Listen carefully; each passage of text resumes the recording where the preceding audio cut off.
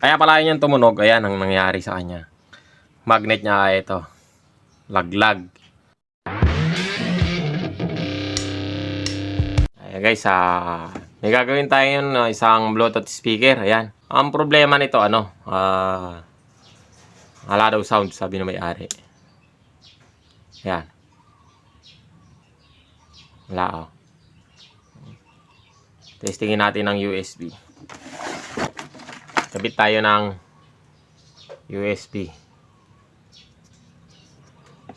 Ito.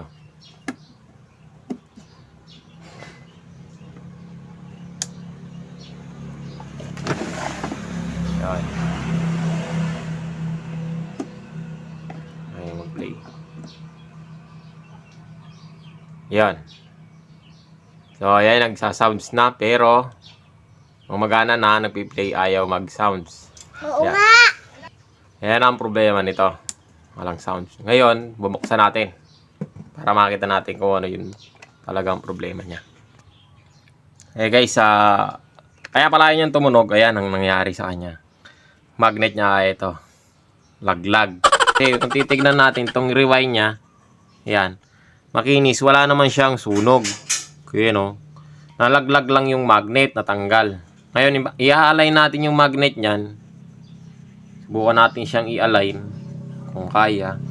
Ay, iba na yun. Ito. Medyo mahirap-hirap na trabaho to guys. Kasi pag-align nito, babaklasin din natin ng buo itong speaker, itong dahon. Buo yan, yung paper code nya.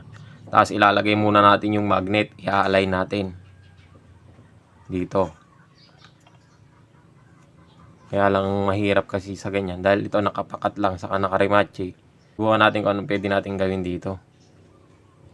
Pero mas maganda sana to kung naka tornilyo.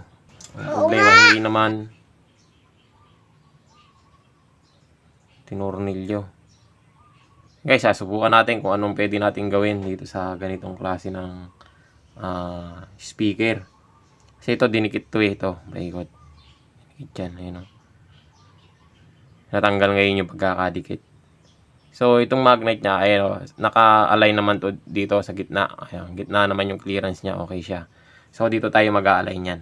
Ayun guys, align lang natin. Babaklasin ko lang kung paano ginawa natin. Explain ko na lang sa inyo. Kasi hahaba ang video natin kapag inisa-isa ko pa.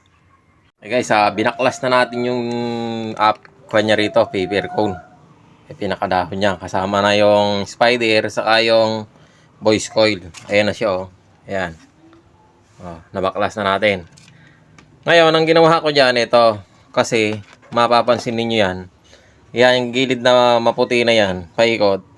Yan yung kasama pa nitong dahon. Ayan, oh. Mapapansin nyo. Yan. What? Ngayon, pinutol ko na yan dyan. Tinabas ko na paikot. Giniliran ko lang itong gilid na to. Kasi mahirap baklasin yung na to, itong pinakadahon niya na to. Ayan, dahon pa ng ano yan. Yan pa yung kasama pa sa paper cone niyan. Yan. Mahirap siyang baklasin kasi masyado lang manipis yung masyadong manipis yung ginamit na paper cone. Pag binilit natin yan, kahit lagyan ko, sinubukan ko siya nilagyan ng thinner, napupunit lalo.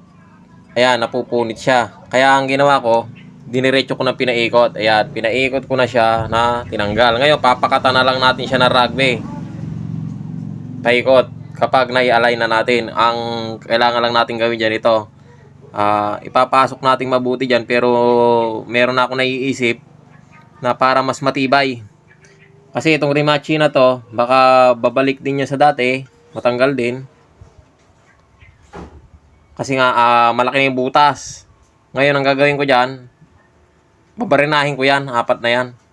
Tatanggalin natin yung pinakakutil na yan. Babarinahin, lalagyan ng trade. Meron tayong pan trade dito, saan natin itutornilyo para mas matibay.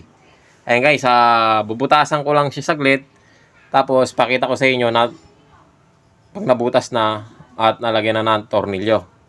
At na-fix na. Ayan guys, steady lang tayo dyan. Naikabit na natin yung ito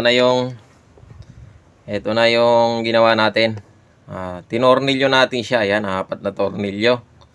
Para medyo may laban. Medyo matibay-tibay. Ngayon, kakabitan natin to. Itong bush coil. Itong paper cone niya. Isiguraduhin nyo lang na nakatapat tong dalawang wire na yan. Dito sa may wire niya dito sa terminal. Yan. Tapos, i-align natin siya gamit yung pang-align natin na ganito lang yan. Papasok na, ikugupitin natin kasi medyo maliit to para pumasok doon. Gawin nating 4 dito sa loob. Saka natin siya didikit na rugby. Pero lalagyan na natin ng rugby. Yan. Lagyan ko muna siya ng rugby. Kasi wala tayong tagahawak ng camera. Yan, nalagyan na natin siya ng rugby. Saka itong spider niya. Gugupitin muna natin to. Hanggat pinatutuyo natin. Kasi hindi natin siya pwedeng ikabit. Hindi natin siya pwedeng ikabit ng basa pa. Aangat. Ayan, gugupitin ko muna tong pang-aalay natin na to. Ito. Ayan. Okay guys, naikabit na natin yung pang-alay na yun. Naikabit na rin natin yung dahon. Saka yung spider niya, ayan. Dinikit ko na. Ayan. Sige nga, ang tagal mo eh. Ngayon, antayin lang natin to na medyo matuyo. Tapos ito, ididikitan natin to ng rugby. Ayan. Buka natin siyang dikitan. Pero pag dinikitan natin yan, medyo bababa natin ng konti. Ayan. Ganyan. Para didikit. Kasi ang maglalaro lang naman niya dito sa gawing loob eh. Ayan guys, lagyan lang natin to ng rugby. Okay. Ayan guys, nalagyan na natin siya ng rugby. Ayan yung gilid. Pinakatang ko na ng rugby. Ayan walang pakakapalan pa natin ng hindi siya ayan. So, matatanggal, matibay siya.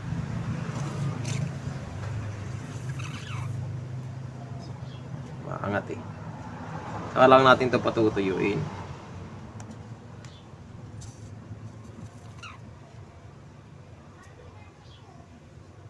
Pag natuyo yan, matibay na yan. Okay guys, antayin lang natin siyang matuyo. Pag natuyo yan, tibay na yan.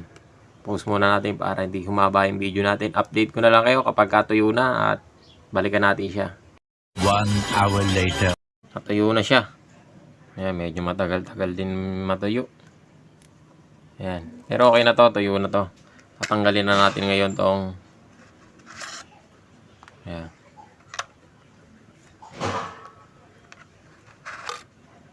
Para malaman natin kung approve ba yung ginawa natin. Ayan. Tutukuran naman at okay naman. Galing ha?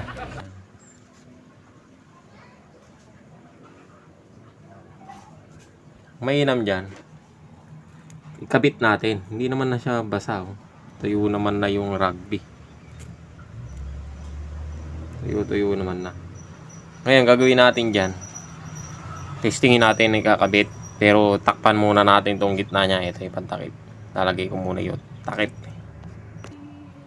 Okay guys, naikabit na natin tong takip niya. Ayan naikabit na natin yung pinakatakip, yung dust cap. Ngayon, kakabit na natin siya dito sa may speaker. Sa may Bluetooth. Ayan, kabit lang natin siya. Ayan, naikabit na natin siya. Ayan naitornilyo na. Ngayon, testingin natin. Ayan. Subukan natin siyang i-power. Nang ganyan muna. Ayan.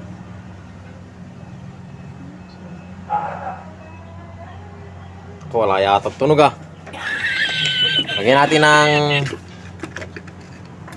USB ng sounds para marinig natin kung tutugtog nga ba siya. Yan.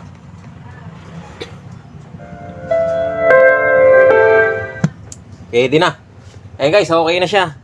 Hindi natin pwedeng patagalit. Meron tong copyright tong pan-testing natin. Kaya, pero tumunog na, di ba? You know. Bluetooth mode. Ayun o, di ba? Bluetooth mode. So, okay na yun guys. Kung magaling ang tsamba mo, malakas eh. Medyo mahirap-hirap din na trabaho to. Pag re-repair ng ganitong klaseng speaker dahil medyo maliit. Pero naayos naman natin siya guys. Ayan, hanggang dito na lang yung video natin. At maraming salamat sa nanood ng video na to.